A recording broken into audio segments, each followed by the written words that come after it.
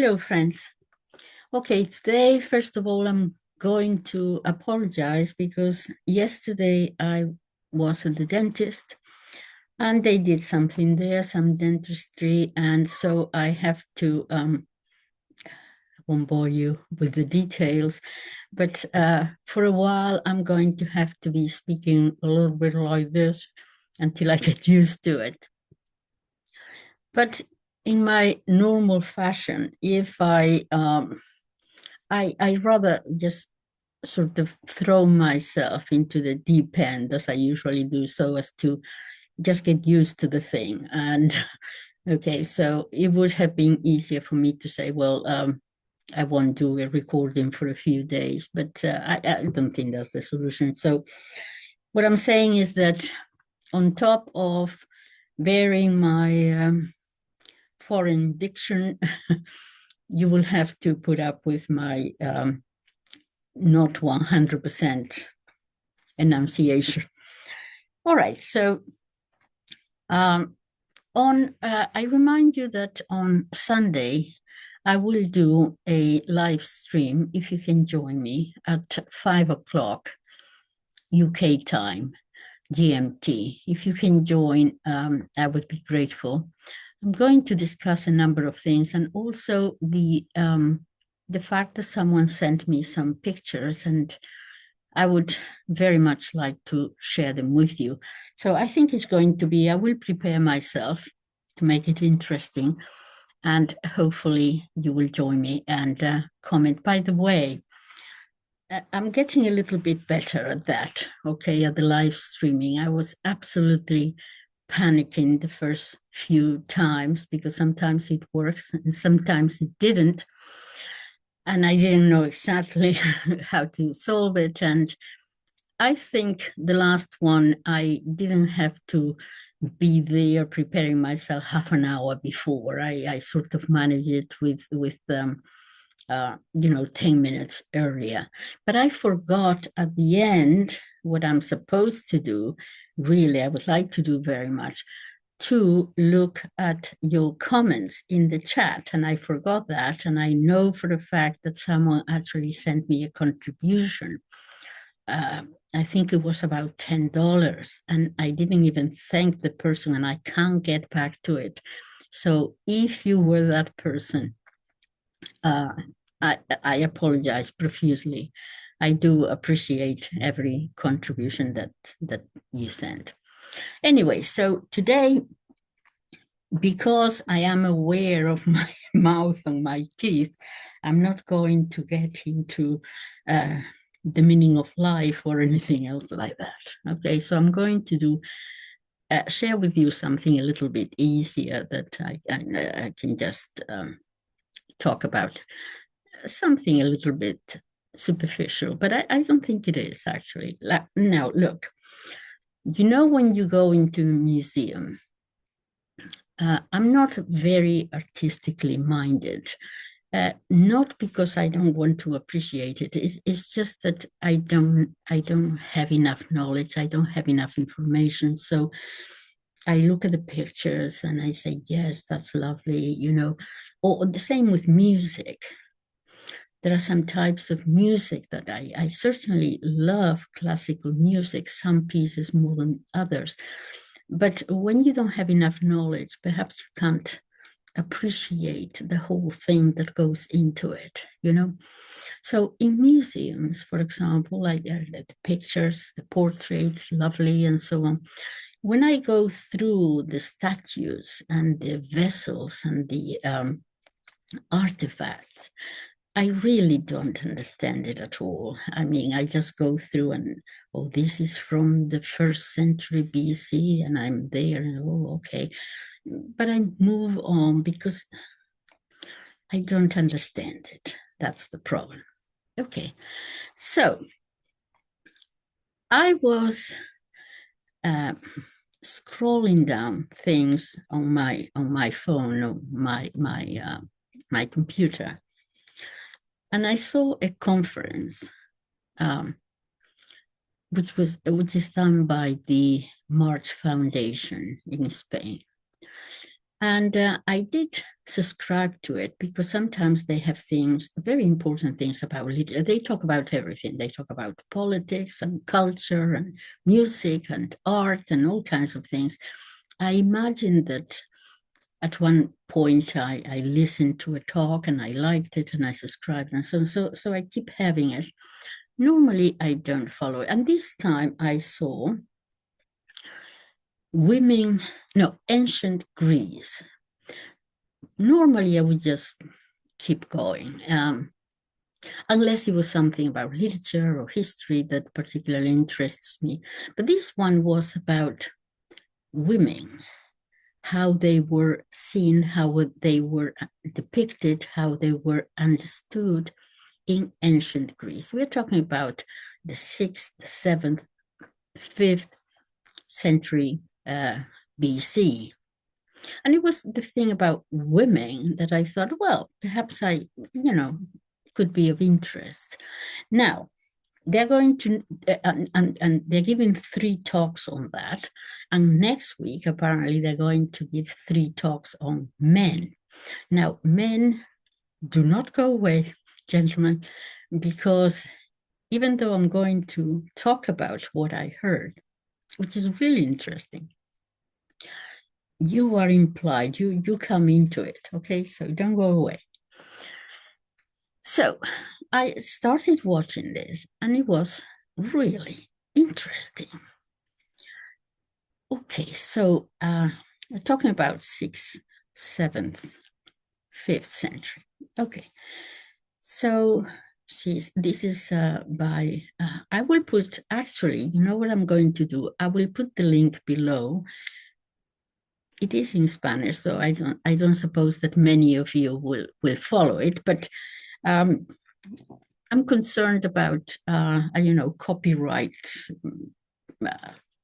laws and things. I don't want it to appear as if these are my own thoughts. I'm just repeating what I heard in this professor, a woman professor, most interesting. So I will put there that this is where I got all this information from.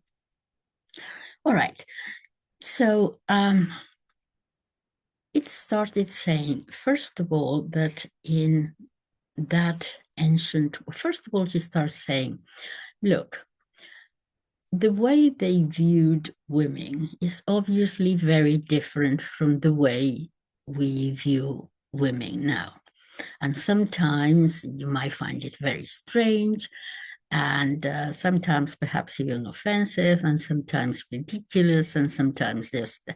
But don't get yourself stuck into that framework of mind. Just try to understand the ancient world and put ourselves there on how they understood it. So don't feel offended or anything like that, because it was a male world.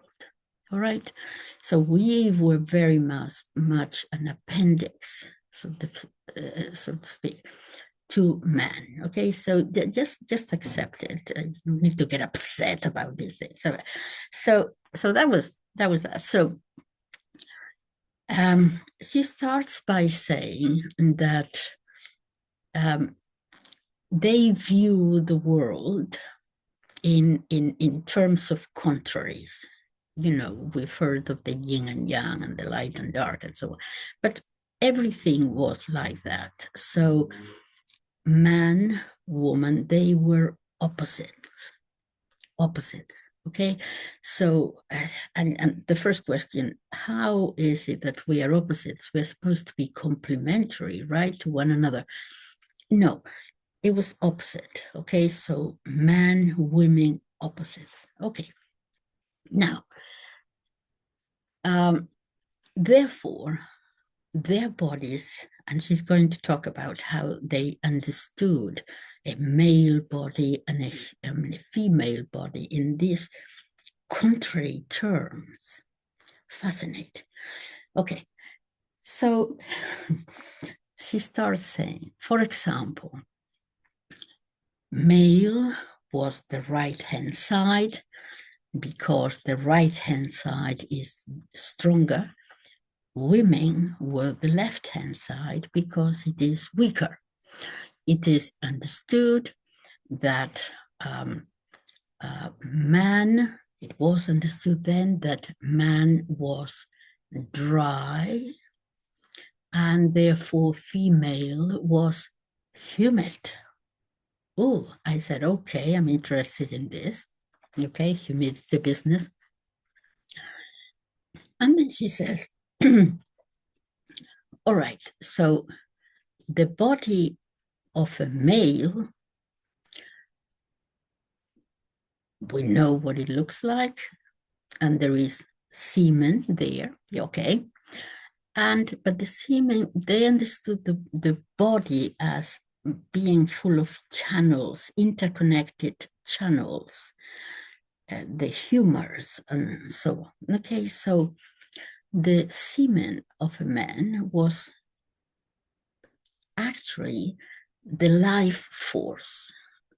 So it would influence the body in more ways than we understand it today. It would influence this life force could actually be associated also with the brain and the marrow, the spinal cord, all the most important things, the life force, almost like a soul kind of thing, all right? So when a man, for example, overused, there was too much overflow of that semen, you were overusing the life force in your body, and therefore it could actually affect the brain. If you overuse it in this continuous overflowing, you could go blind. It could, affect, and you could eventually even turn into an imbecile. Overuse of the whole thing. All right. But woman was humid, and therefore she had to have this continuous need for being humidified. All right. So you heard the word hysterical, right? It comes from hysteria, but actually the word, what was the word? The word in Greek is hystero, which is actually uterus. Okay, so this was our thing, that we had we have a uterus that, unless is not continuously kept humid, is going to dry up, like a prune, and then it becomes dislocated from the body, from where it's supposed to be, and then it starts traveling all over the body and stuff, and it can actually get to your brain too. And you see, it starts moving around until it becomes humidified. So it's, no wonder, I mean, if you have your uterus here, then you become hysterical, So this is, in the 19th century, women were supposed to be hysterical, something went wrong. No wonder that we became hysterical, you see, with your uterus all over the place. So it had to go back to its place, and that the only way to do that was to humidify it. And therefore, after the first menstrual period, girls will be immediately married off. Yes, or if you were a widow, someone will do you the favor of humidifying you and make you pregnant, and so this is the way it was understood. Oh dear. So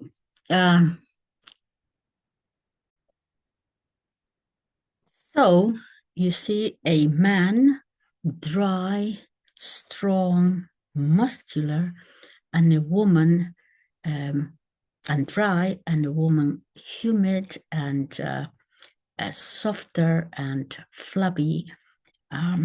Okay, the thing is to remember that the semen was associated with, let's say, the most noble parts of the body, the brain, the spinal cord.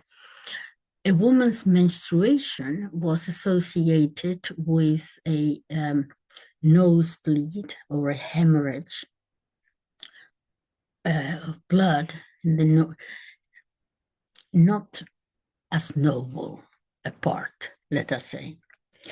Okay, the most important thing is that there were opposites here, and a man, as you can see, was medicine to a woman.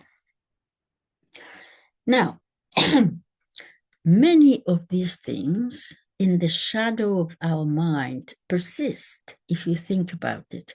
Hysterical women, still there. Men sort of, actually, you know, I don't know, I want to remind you, I think I mentioned this over a year ago, about a talk that Peter Ustinov, the great actor, great talker, great speaker, raconteur, he passed away.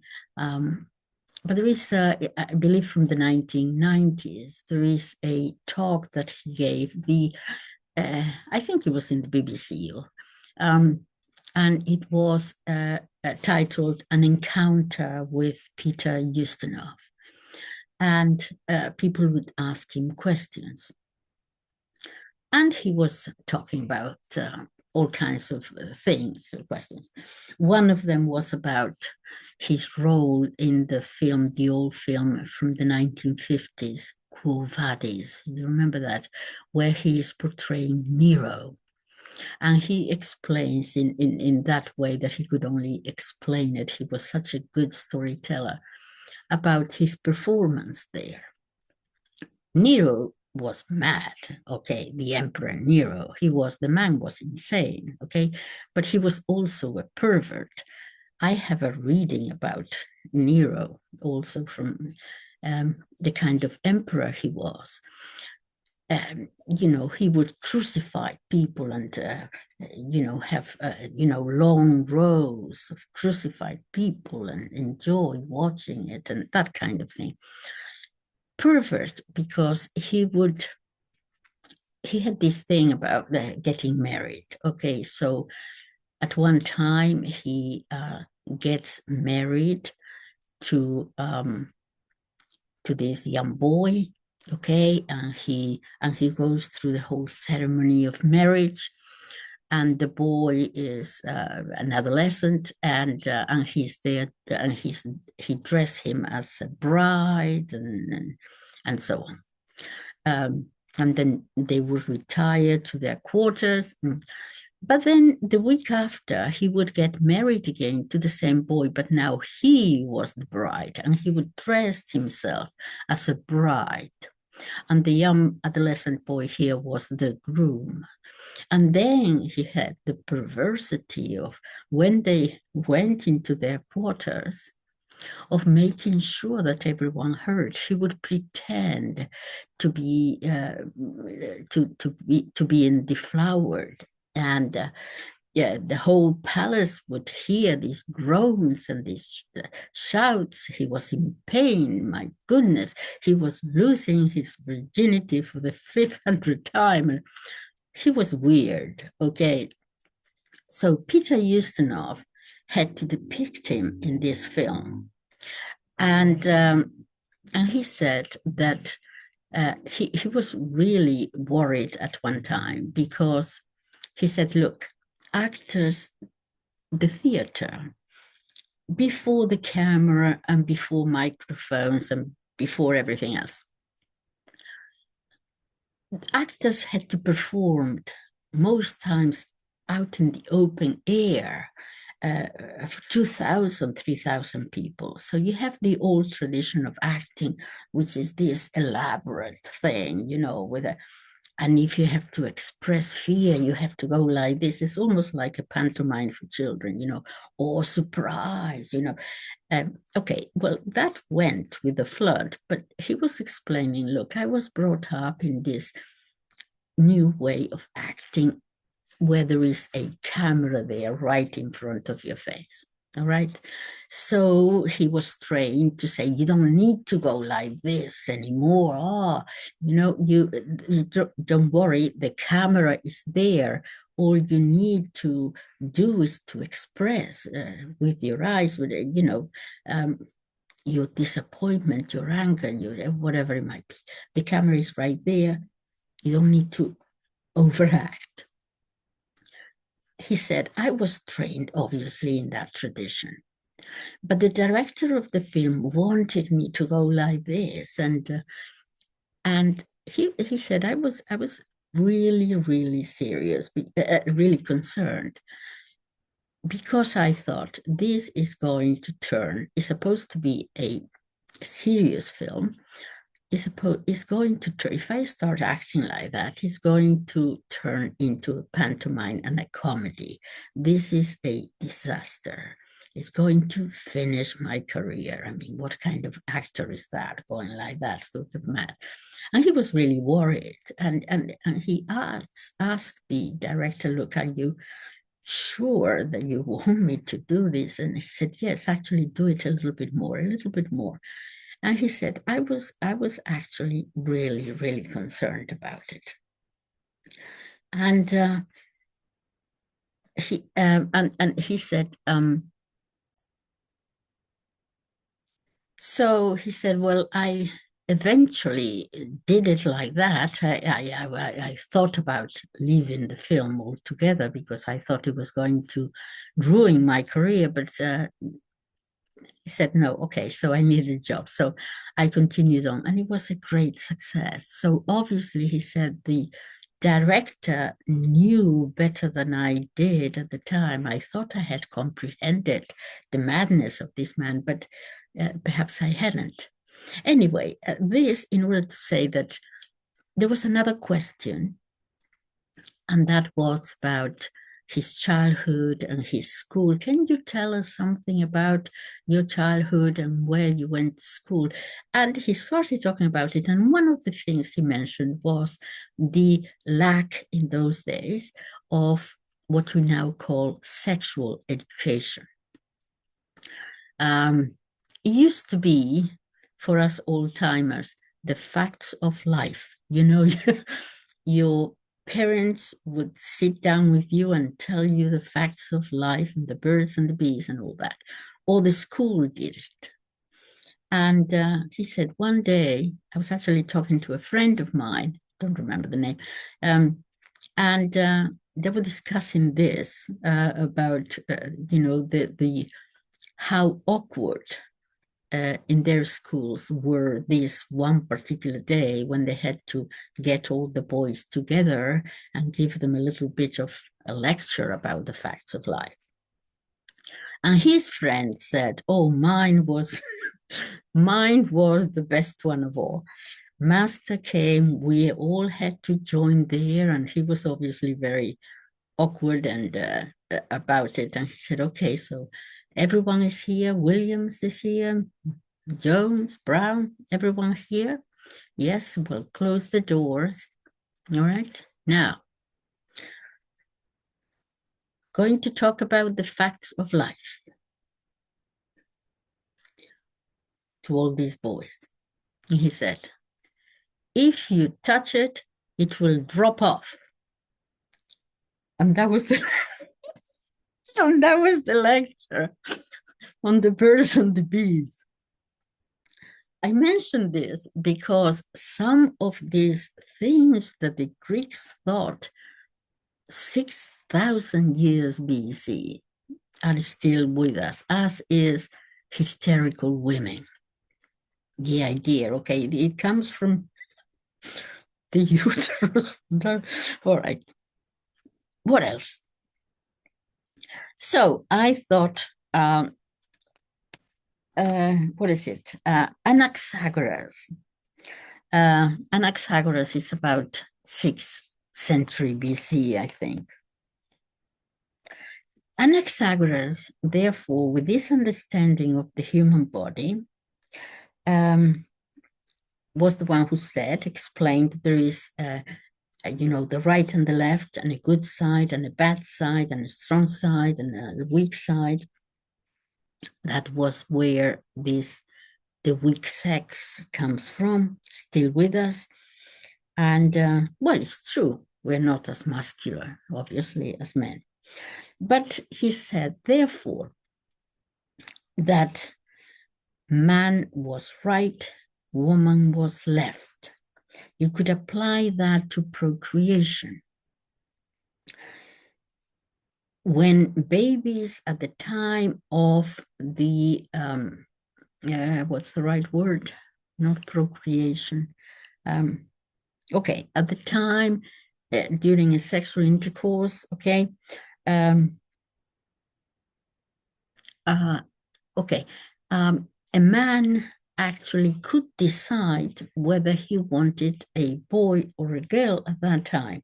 What he had to do was to tie up the right. I don't want to say the word because I don't know whether the YouTube thing, okay, tie up the right side of your procreation private parts, and so it would be the left that would procreate. So you would have a girl, or the other way around. Tie up. I don't know how you tie up. I don't know. Tie up something. Tie up the left, and then it is the right that procreates. Yes, and then you have a boy. That was Anaxagoras. Oh my goodness. What else do I have here? Okay, let me okay, so also women as the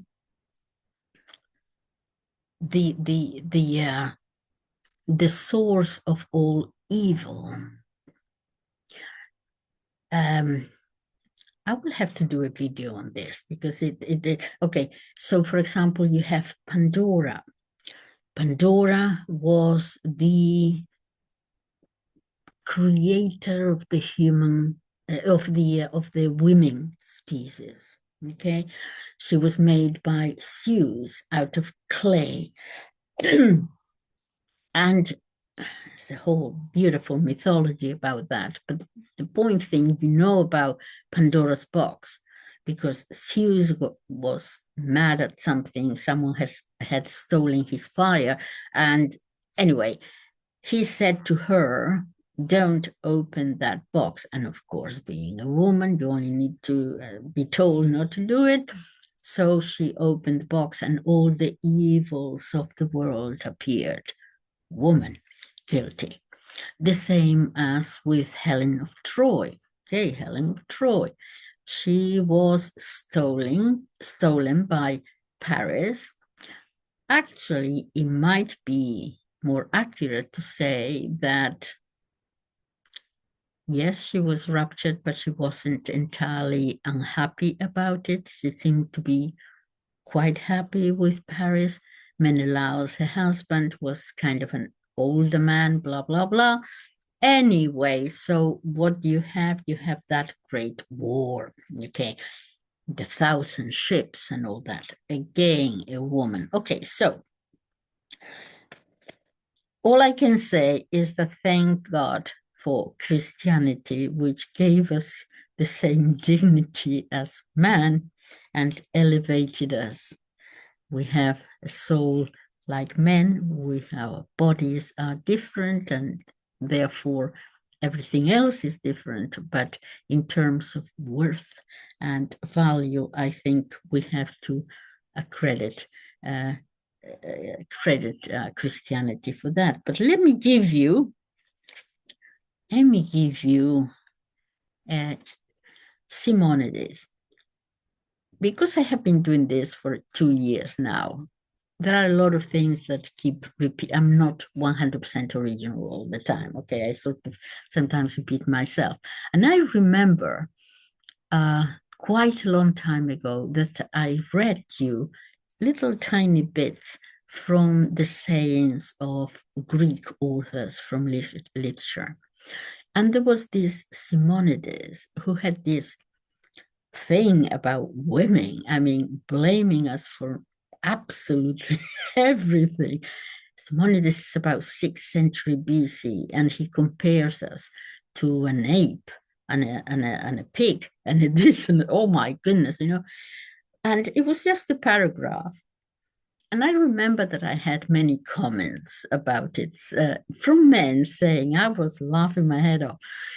Things that you certainly cannot say nowadays, but that was only a little sort of excerpt. So I said, okay, so Simonides is about is 6th century. Before Simonides, Hesiod. Oh, Hesiod. This is just a tiny little book. Is Days and Works, or Works and Days, I forget. Okay, and the sayings of this 7th century, I believe. He was a farmer and a philosopher. Okay, and he has things to say about women. And one of them is, do not let woman coax you with and lure you with huggable words and embraces. Your barn comes first. The man who trusts a woman embraces deceit. About this, don't let a woman coax you, I think it's cleaned up in the English translation a little bit, because I checked the Spanish translation from the same source, and it seems that it is a little bit more specific. It actually says, don't let a woman with an adorned and ornamented bottom lure you with huggable words and so on. And the translation is also different because it says, she will take your barn, or she'll manage to take your barn. In the English, is probably right. Your barn comes first before anything else. Okay, he was a farmer. Okay, so that was our old friend Hesiod. But let me share with you this treasure. Let me see, I have to go to share. Okay, and then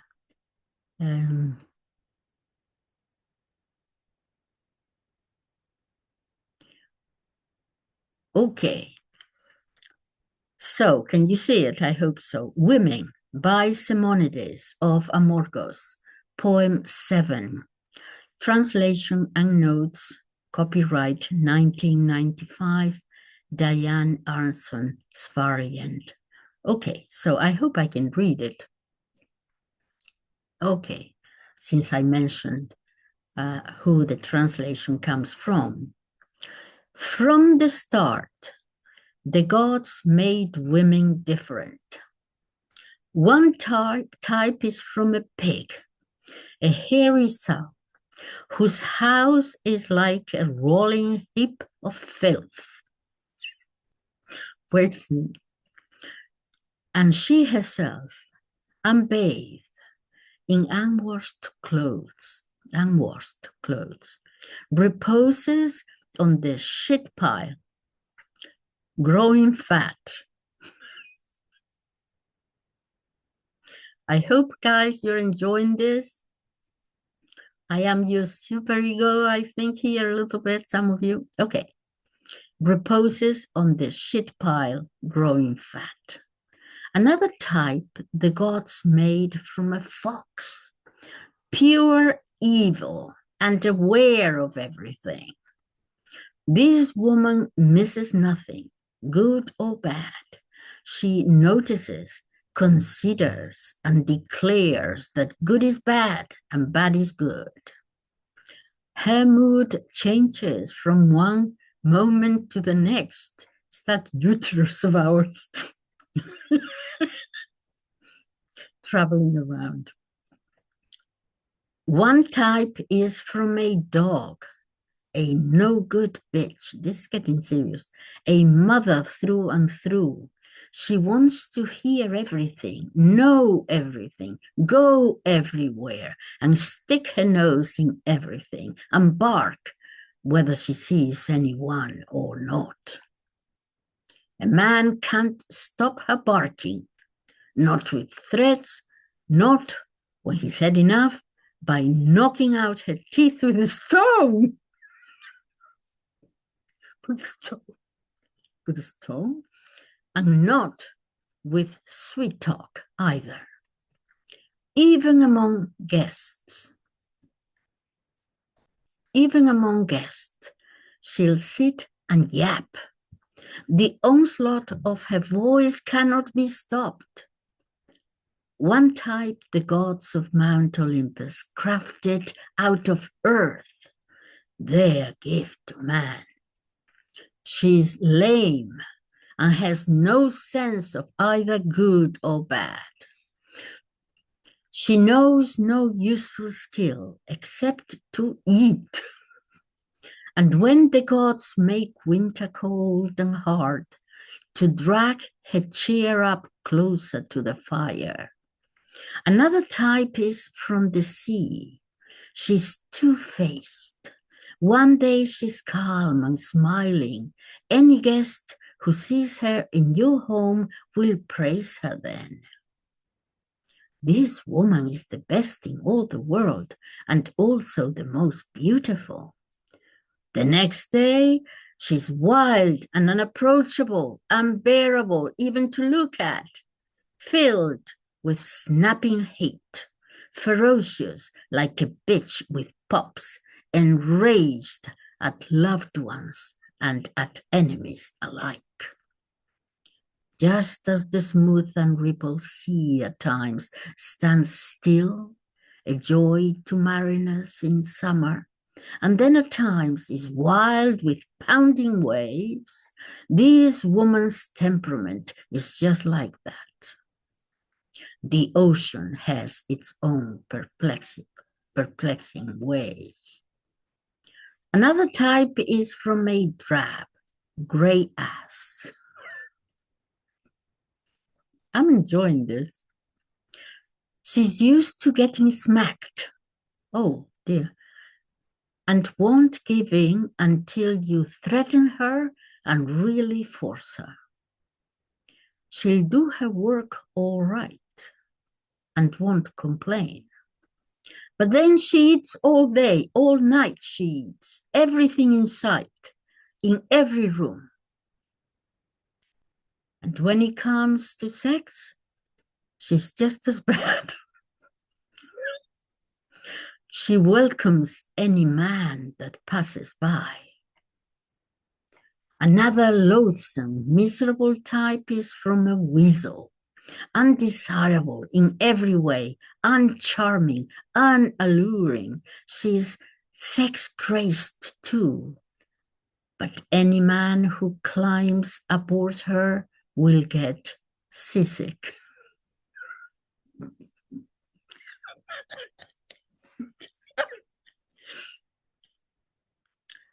And she steals from neighbors and from sacrificial feasts. Another type, a horse with flowing mane, gave birth to. Oh, a horse with flowing mane gave birth to. I don't know, there is something missing there. She avoids all kinds of work and hardship. She would never touch a mill or lift a sieve or throw the shit outside. or sit beside the oven, all that suit. She'll touch her husband only when she has to. She washes off her body every day, twice, sometimes 3 times, then rubs herself with perfumed oil. She always wears her hair combed out and dressed with overhanging flowers. Such a wife is beautiful to look at for others. For her keeper, she's a pain, unless he is a king or head of state who can afford extravagant delights. Another type is from an ape. I'd say that Zeus made her the greatest pain of all, his gift to man. Her face is hideous. This woman is a total laughingstock when she walks through the town. She has no neck, no butt. She's all legs. You should say the way she moves around. You should see the way she moves around. I pity the poor man who holds this horrid woman in his arms. She's well versed in every kind of trick, just like an ape. What's more, she has no shame and doesn't care if people laugh at her. She'd never think of doing something kind to anyone. She plots the whole day long to see how she can do the greatest harm. Another type is from a bee. Good luck in finding such a woman. Only she deserves to be exempt from stinging blame. The household that she manages will thrive. A loving wife beside her loving man. She'll grow old, having borne illustrious and handsome children. She herself shines bright among all women. Grace envelops her. She doesn't like to sit with other women discussing sex. Zeus gratifies mankind with these most excellent and thoughtful wives.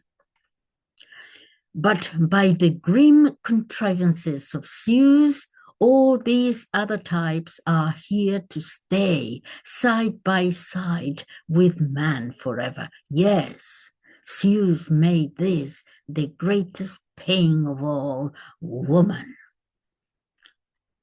If she seems to want to help, that's when she does her keeper the most harm. A man who is with a woman can't get through a single day without a troubled mind. He'll never banish hunger from his house and welcome hateful lodger, hostile god. Just when a man seems most content at home and ready for enjoyment, by the grace of God or man, that's when she'll pick a fight, her battle helmet flashing, full of blame. A household with a woman is at a loss to give a decent welcome to a guest. The wife who seems the most restrained and good, she's the most disastrous of them all. For while her slack-jawed husband gapes at her, the neighbors laugh at how he's been deceived. Each man will diligently praise his own and blame the next man's wife. We just don't see that we all share alike in this hard luck. For Zeus made this the greatest pain of all, and locked us in a shackle hard as iron and never to be broken, ever since the day that Hades opened up his gates for all the men who fought that woman's war. Well, there you go, you see, and so there's nothing else to say. And I will say goodbye, and I will watch and listen to the next talks, the conferences on men, and I will report to you accordingly. Thank you very much for listening. Bye-bye.